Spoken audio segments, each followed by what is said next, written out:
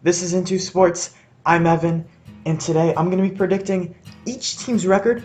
I'm going to go through my playoff predictions, my Super Bowl prediction. This is really one of the most important episodes of the year.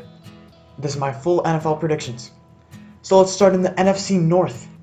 I have the Packers going 10-6, making the playoffs. Vikings also 10-6, but barely missing out on the playoffs.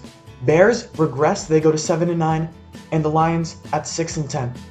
Now I'm taking the Packers to win the division because Aaron Rodgers, we know the talent. I'm not sure how it will click with Matt LaFleur, but they upgraded the defense and free agency and through the draft. Devontae Adams, they still have him. Aaron Jones, one of the most explosive running backs, and they have a solid offensive line.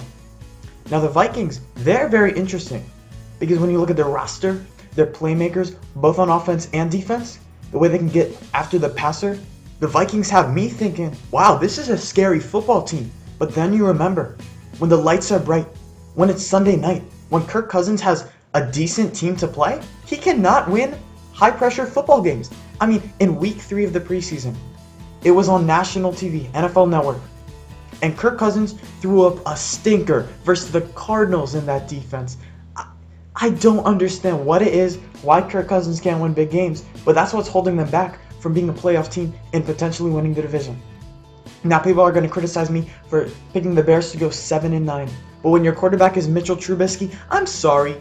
He cannot throw the football with any kind of accuracy. Matt Nagy, one of the best coaches in the National Football League, I really believe that. A great offensive mind. He manufactures easy throws for Trubisky, and he still misses them. The defense is there. We know about Khalil Mack, Roquan Smith. That's secondary. But offensively, they have the pieces. They just don't have the quarterback. And that's what's holding them back from being a Super Bowl candidate. And I think they're going to have a lot of regression because I just don't see it in Trubisky. He cannot hit receivers. He's not accurate at all. Doesn't have a very good downfield ball. I mean, he misses screen passes to Tariq Cohen. Mitchell Trubisky's one of the worst quarterbacks in the league. And then we go to the 4th place division, our team in the division, the Detroit Lions. I see them as the Seattle Seahawks of last year, except a little bit worse. They have a solid defense, not a great one. Darius Slay, a great corner, underrated. But they bring in Darrell Bevell as offensive coordinator, and they're going to run, ground, and pound the football. Kerryon Johnson, I believe, is the best running back in the league. Darrell Bevell, he's worked with Adrian Peterson and Marshawn Lynch in his past. It's run. Run it down their throats. But they still have playmakers on the outside in Marvin Jones and Kenny Golladay, even though they lost Golden Tate. Matt Stafford played the back half of last year, injured with a back injury. I think he's going to have a bounce-back season. And yeah, I just said Matthew Stafford. He's one of the middle-range quarterbacks. He's capable of taking a team to the playoffs, although he hasn't won a playoff game in his career. But regardless, 6-10. I don't know how I feel about Matt Patricia. So, Packers win the NFC North. Alright, now let's transition to the NFC East. Philadelphia Eagles, I have 12-4, making the playoffs. Dallas Cowboys, 10-6, make the playoffs as a wild card. Redskins, 4-12. Giants, 4-12. I'm very high on the Philadelphia Eagles this year. Defensive line, Pro Football Focus grades them number 1 in the league.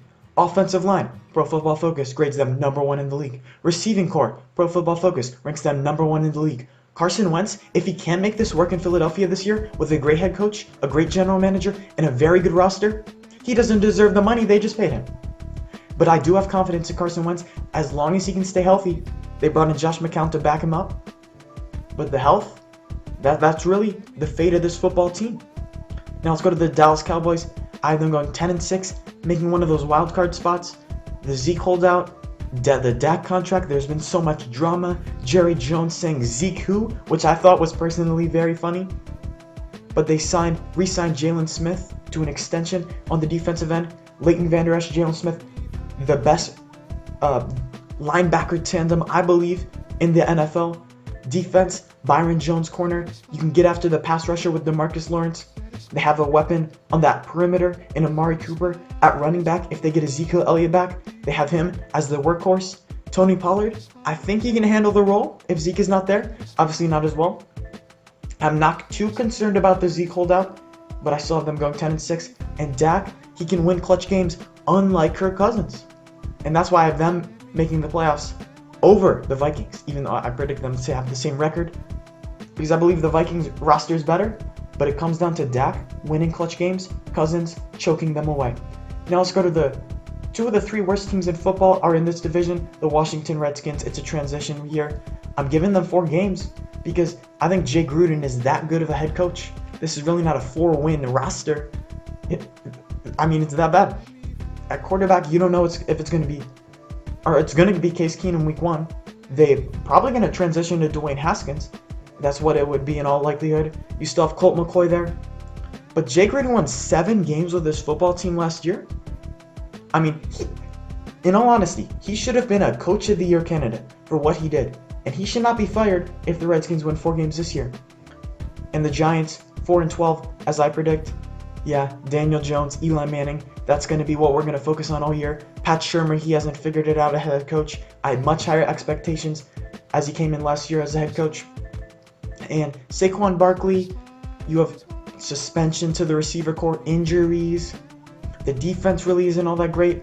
I only see them winning 4 games. Now let's go to the NFC South. We have the Saints, 12-4, I believe making the playoffs. Falcons, 9-7, barely missing out on the playoffs. Cam Newton and the Panthers, 8-8. And the Tampa Bay Buccaneers at 6-10. And the New Orleans Saints are a team that won 13 games last year. And honestly, they didn't change much. They lost Max Unger to retirement. They lost Mark Ingram in free agency. But they added Jared Cook. So I expect a lot of the same that we saw last year. And last year they were just 1 penalty flag away from making the Super Bowl. So I expect very similar this year. Atlanta Falcons 9-7. Their season was over in week 3. Too many injuries to that defense. It was a terrible defense by the end of the year. But really, they're middle of the pack defensively. When you look at their roster, offensively, Matt Ryan, Julio Jones, Devonta Freeman. They drafted 2 first-rounders for the offensive line. That was their weakness. They improved that. And the Falcons are a team, I think, in late December, they can make a playoff push. But I barely have them missing out on the playoffs. 8-8 Carolina Panthers. They've been up and down and up and down and up and down the last few years. And this year, I have them flatting out right at 8-8. I don't know about Cam Newton's health, injured in the preseason. That's always a question mark. But they started off 6-2 last year. Then Cam Newton's shoulder, it went out. It derailed their season. So I'm kind of hedging with my 8-8 pick. And 6-10 Tampa Bay Buccaneers. This is a team I think has a lot of upside. Hiring Bruce Arians as head coach. Jameis Winston was a number 1 pick. Let's see if Arians can do anything to revitalize his career. But the defense is just too bad for me to give them any more than 6 games. Let's finish out the NFC by going to the West. NFC West. Once again, I have the LA Rams winning the division with an 11-5 record, making the playoffs. But right on their tails is the San Francisco 49ers, a team that had the 2nd pick last year. I think that's the interesting team to watch for, and I have them taking a wild card spot. Seattle at 8-8, much like last year, and Arizona only at 4-12. The reason I have the Rams losing 2 more games than last year is simply because that offensive line, it's aging, it's getting a little bit worse. They're regressed to about the middle of the pack as opposed to being a top 5 offensive line last year. That's really the difference to me. I expect a lot of great play from the Los Angeles Rams. A deep playoff run. Probably not Super Bowl, but a deep playoff run. And the San Francisco 49ers, Jim Garoppolo is set up for success. Kyle Shanahan, one of the best offensive minds and head coaches in football. Young weapons on the perimeter. Dante Pettis, Deebo Samuel, Jalen Hurd. A lot of young talent on the outside. And then a running back. Matt Breida, one of the most efficient backs in the whole National Football League, really. Nobody talked about him. Tevin Coleman, who you bring in from Atlanta. You still have Raheem Mostert, Jerick McKinnon coming back from the ACL. And the defense, the front 7 really improved. They still have a weak secondary. Richard Sherman's still their best corner, which isn't good in 2019. But you have D Ford, Nick Bosa, who you take in the draft, Quan Alexander coming over from Tampa Bay. A really loaded front 7. And I think that, along with bringing Jimmy Garoppolo back, it depends on his play. But if he can play well, and he should play well, considering what he has around him, I see 10-6 for San Francisco in a wildcard berth. Now 8-8, Seattle. After Andrew Luck's retirement, I don't think people will realize this. Russell Wilson's the 3rd best quarterback in all of football. You have Aaron Rodgers, you have Drew Brees, and you have Russell Wilson. He's right there for me. But it's really up to Brian Schottenheimer, the offensive coordinator. We saw in the Dallas game, they kept running the football right up the middle every play with Chris Carson. And it has to be more than that for them to take that next step into a 10-6 club, into a team that's going to win the division. Because Brian Schottenheimer has to let Russell Wilson off a leash. And I don't think he's willing to do that. You have a bad pass rush, losing Frank Clark, really nobody to get after the quarterback, and a secondary that's pretty weak. Seattle's only winning 8 games.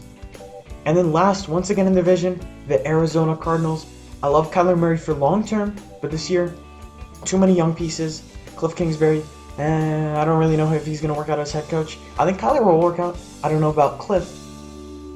So I don't see it this year, but maybe next year they can get up to 8 games. It's going to take a few years for Arizona to start this rebuild and really find success. That was the NFC. Now let's go to the AFC. Starting in the North, the Pittsburgh Steelers, 11-5. They're going to win the division, I think, and they're going to make the playoffs. Followed by the Cleveland Browns at 9-7, who I think will barely sneak into the wild card. And I'm only saying that because of the retirement to Andrew Luck. Without that, I say they barely miss the playoffs. Also 9-7, the Baltimore Ravens, but unfortunately, they do not get in the playoffs. And 4-12, the Bengals. I mean, who cares about them at this point in time? But the Pittsburgh Steelers, I call this addition by subtraction. You lose Antonio Brown. You lose the distraction of Le'Veon Bell. And I think that can motivate this team, and I think it already has. You look at the way they played in preseason. I know it's preseason, but they've looked like they have fire to them. You draft Devin Bush, you trade up in the first round to take him. He really fills that Ryan Shazier role who you lost a few years back due to injury, and they haven't found a replacement for him since. And that was the difference in this defense. This defense looks fast, it looks physical, and it looks a lot better than last year. You still have Ben Roethlisberger, who's not going to call out teammates this time. Juju Smith-Schuster stepping into a number 1 wide receiver role, along with Dante Moncrief, James Washington, whoever emerges as a wide receiver 2, and James Conner's a very nice back, with a great offensive line. I really think Pittsburgh is going to be one of the teams to beat in the AFC this year. Is it time for me to talk about the Cleveland Browns? I think it is. This team is an absolute circus. Baker Mayfield, taking shots at anybody through magazines, through social media, through interviews, any way he can. You have Odell Beckham Jr. and the madness that he brings over from New York. Not necessarily, I think he's a good teammate, but just a lot of drama that happens. A first-year head coach in Freddie Kitchens, who I don't have the most confidence in, although he hasn't done anything to take away my confidence as of yet, as a head coach. But on defense, that's what nobody's talking about. That's a really good front seven. Myles Garrett, Olivier Vernon, and the secondary. You have 2 shutdown corners. Young, but I think they have that ability. You have Denzel Ward, who you took 4th in the draft 2 years ago, and last year Greedy Williams in the 2nd round. As far as man-to-man coverage goes, and not letting the receiver catch the football, he's up there in the top corners already, I believe. Although he can't tackle, and that's why he fell to the 2nd round. But at LSU, I watched them probably 6-7 times. I didn't hear his name called once, because they didn't even dare throw at Greedy Williams' side. Now Baker's talented. He's a fringe top 10 quarterback in this league already, and he has the weapons. So this offense is going to be tough to stop, but I worry about the offensive line. You trade away Kevin Zeitler, your best offensive lineman. You don't have an experienced head coach that is going to have to deal with a lot of drama. I don't really know how this is going to work out, but I'm going to say 9-7 and barely slipping into the playoffs. But also 9-7, the Baltimore Ravens. Now I've said I don't think Lamar Jackson is the answer, but I think he can win regular season games. With that defense, with the run game, John Harbaugh, a coach I believe in. All reports out of camp is that Lamar Jackson has looked good, but they say they're going to try to reinvent offense. Don't give me that. I mean, the running the football down the people's throat, no. That was 20 years ago. This is 2019. This is throwing the football. This is play action. So there's not really going to be a lot of explosive plays in this offense, but they'll grind it out with the run game. Mark Ingram, Gus Edwards, Justice Still, and of course Lamar Jackson running the football. But on defense, they lost their signal caller in C.J. Mosley. They did bring in Earl Thomas, but lost Eric Weddle. So I'd say that's an upgrade at safety. But the defense, the secondary, looks very good at this point. Brandon Carr, Marlon Humphrey, Jimmy Smith. There's a lot of cats back. in that secondary. This is a defense I really like. But offensively, I don't know how this is going to work. But I think we are going to see the Ravens win 9 games, but it's going to be ugly. It's going to be a grind fest. It's going to be tough physical football, but they'll win 9 games. A team that's only going to win 4 games is the Cincinnati Bengals. They hired Zach Taylor to be their head coach. Andy Dalton is still there. Not much to talk about. A historically bad defense last year. I say we just move on. Now to the AFC East. I think we know who's going to win the division. The New England Patriots. I have them coming in at 12-4. Obviously winning the division, making the playoffs. 7-9. The Jets. I see them having a solid year in year 2 with Sam Darnold. 6-10. Buffalo Bills. Josh Allen also going into second year. And 3-13. Miami Dolphins. It's a rebuilding year. It's a maybe don't watch the games here. Yeah. So let's go to the Patriots. They still have Tom Brady. They still have Bill Belichick. Robert Gronkowski retired. But all I care about is they have Bill Belichick. He's worth 10 wins on his own. I mean, he's the greatest football head coach of all time, I believe. And I think he's going to be the reason that the Patriots get deep into the playoffs. They want to run the football with Sony Michel and a little bit of Damian Harris sprinkled in. And that's really their identity. Short throws, timing routes to Edelman, a little bit of downfield action to Josh Gordon, who's now reinstated. Patriots, we know what they are. They're 12-4. The New York Jets hire Adam Gase as head coach. It's going to be interesting. Lev Bell they brought in, but there's a little bit of turmoil. You know, Adam Gase didn't really want Lev Bell. The general manager got fired after free agency in the draft. But I think Sam Darnold will take a year 2 leap. He has very high potential, and I think Adam Gase, although I'm not a huge fan of his talent evaluation, he did win a lot of games with Ryan Tannehill in Miami. So I think they're going to win 7 games in New York. The Bills, I like their head coach. I like their general manager a lot. This is a young team. Josh Allen, he still needs to work a lot as a passer. He's like Lamar Jackson. They just want to run the football. They're inaccurate, but that's fine. It can win games, especially with a decent defense, and that's what Buffalo has. Bring in Cole Beasley and John Brown to play receiver. This is a 6-10 team to me. And like I mentioned, throwaway year for the Miami Dolphins. People say they might be tanking. I don't believe that. Brian Flores, new head coach. I don't see him doing that. But it's going to be Josh Rosen, probably most of the year. A little bit of Ryan Fitzpatrick to start. And they're going to see if they have a franchise quarterback in Rosen. Now to the AFC South. This division completely shakes up after the news that I addressed in my most recent video about Andrew Luck. So now I have the Texans winning the division at 9-7, making the playoffs. Deshaun Watson, Bill O'Brien, DeAndre Hopkins. 7-9, the Jacksonville Jaguars.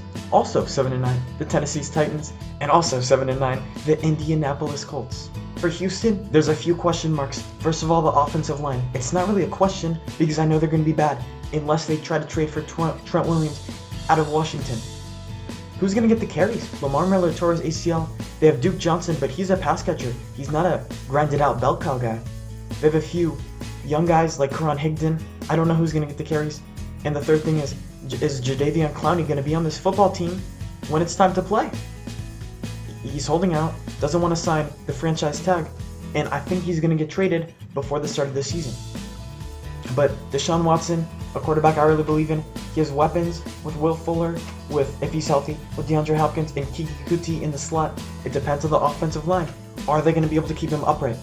Alright, Jaguars, we know they have a great defense. They bring in Nick Foles instead of Blake Bortles, and I don't think it's a massive upgrade. I think people are overstating it a little bit. Now, Foles is absolutely better. He's more clutch. But we haven't seen 16 games of good production out of Nick Foles, so I'm going to question them right now. Obviously, the great defense. Leonard Fournette's an inefficient running back. I don't really know what to expect. I mean, they could go 11-5 because of the defense, because they can control the tempo of the game, and Foles can make throws when it matters. But I can also see them going, 5-11, because they can't do anything on offense, and the defense is just like last year. They're stuck playing 3/4 of the game because the offense can't do anything. The Tennessee Titans, I like the head coach a lot, Mike Vrabel. I don't like the quarterback. The roster is great, except for the quarterback, because Marcus Mariota and Ryan Tannehill, none of those guys are quality starters whatsoever. They're fringe bottom of the barrel guys, and that's really all it comes down to. The defense is great, the offensive line is great, decent weapons on the Perimeter, running back Derrick Henry. But it's all about the quarterback. It's a quarterback league, quarterback coach league. They have the coach, they don't have the quarterback, 7-9.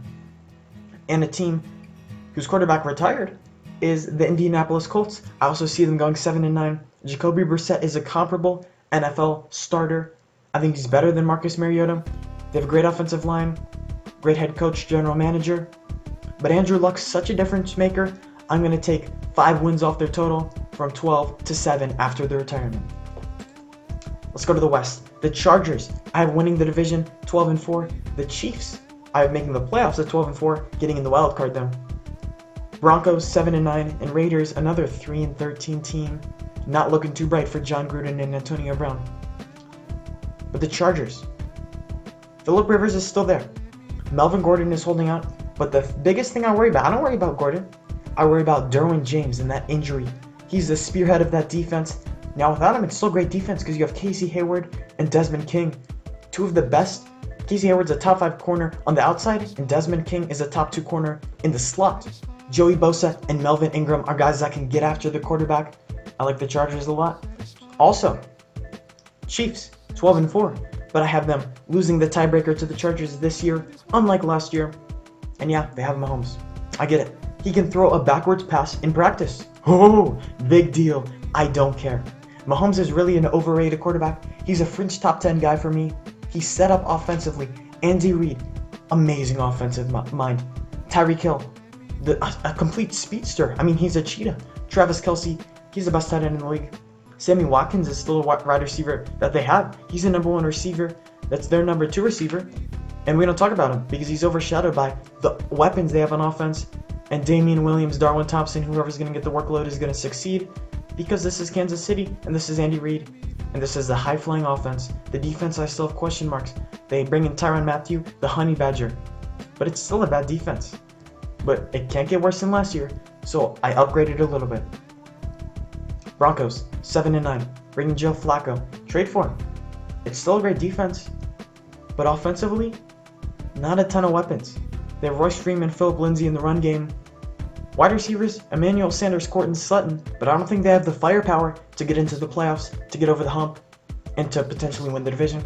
And the Oakland Raiders, they're a better acting team, hard knocks, than they are a football team. John Gruden, Antonio Brown, characters on television. But it doesn't work on the football field. A bad defense, too many personalities, they don't have a plan. Mike Mack, John Gruden, they don't have a vision for this organization. It's chaos. Okay, we've talked about each team. Now let's talk about the teams that really matter in December, in January, in February. My NFC playoff picture. The number 6 seed, the wild card, I have the Dallas Cowboys. Number 5, wild card, San Francisco 49ers. 4, Packers. 3, Rams. 2, Saints. 1, Eagles. The NFC this year is very deep and very strong. This is why really quality teams like the Atlanta Falcons, the Minnesota Vikings, Chicago Bears, they're not going to make it in to the playoffs. This is a select group. I can't say the same about the AFC. There's an opening at the 6th spot for me, but this is the NFC. These are some serious contending playoff teams. But I have the Saints and the Eagles getting the bye, 49ers and Cowboys barely slipping in as the wild card. Now in the AFC, of course the Patriots at 1, Chargers at 2. Those 2 teams get a bye. Steelers at 3, Texans at 4, Chiefs make the wild card at 5, and final team is the Browns at 6. With the retirement of Andrew Luck, that would have been the Colts at 4. Or no, the Colts would have been winning the division, and the Texans would have been my wild card. But now I have to bring in Cleveland as a wild card. I really debated between them and the Baltimore Ravens, but it came back to the play of Baker Mayfield compared to Lamar Jackson, and that was the difference maker. So then the final 4 teams I have in the playoffs, in the NFC, the Eagles and the Saints, and in the AFC, the Patriots and the Steelers. The Eagles, they don't have a hole. Offensive line, defensive line, wide receivers, quarterback, running back, linebackers, they have it all. The New Orleans Saints, they have Drew Brees, the best quarterback in the league. They have Sean Payton, one of the best offensive minds in the league. A great offensive line. Well, you'll see, all 4 of these teams have very quality offensive lines. That's something I really look for and an important deciding factor And who gets to my top 4? Who gets to the playoffs? Who wins the division? And in the AFC, Bill Belichick and the New England Patriots, and Mike Tomlin, Ben Roethlisberger, and the Pittsburgh Steelers. No Bell, no Brown, no problem. In the end, what really matters? Well, who wins the Super Bowl? And this year, my Super Bowl selections, drum roll please.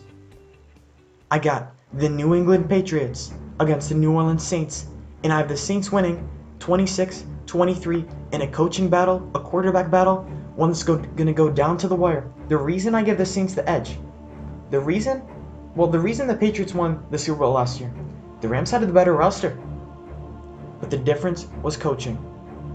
Bill Belichick made Sean McVay, aka Wonder Boy, look like a scrub. I'm sorry, but it was a coaching clinic that Bill Belichick put on, and Sean McVay is a very, very good head coach in this league. And he made him look bad. He embarrassed him. But you can't embarrass Sean Payton, who's inexperienced. That's the difference between McVay and Payton. Payton has a lot more experience in this league. He has experience preparing for a Super Bowl. And I think that's the difference. I give the quarterback edge to Drew Brees at the age of 41, probably by this time. Either 40 or 41. And Tom Brady will be 42 or 43 by this time. I give a slight edge there. And that's why I have the New Orleans Saints beating the New England Patriots in the Super Bowl. Hey, hold me to my predictions. If you see something bad that I predicted at the end of the year, come at me, roast me, okay? That's why I put these out here. Saints beat the Patriots in the Super Bowl, and if you know me, this pains me to do. I always like to have a sleeper team, a flyer. Last year I had the Chargers after they didn't make the playoffs the previous year in my preseason, and it almost worked out. This year I was going to pick the Indianapolis Colts with Andrew Luck. Not really a super under-the-radar team. This is a team that was thought to win the division, go to the playoffs. But I had them taking it all the way to the Super Bowl. And this year without the Colts, I don't have that team. So I'm going to have to go Patriots and Saints. I know it's pretty boring. It's pretty classic. But this would be a great Super Bowl to watch if it happened. If you did enjoy, follow me on Instagram at Into Sports Podcast. If you're new, subscribe. I would really appreciate that. Leave a dislike if you like. If you don't like my predictions, you're welcome to leave a dislike. Comment what you think will happen in the end in the Super Bowl, or any prediction you like or disagree with. Anyway, I'm Rio7, and I'm out. Peace.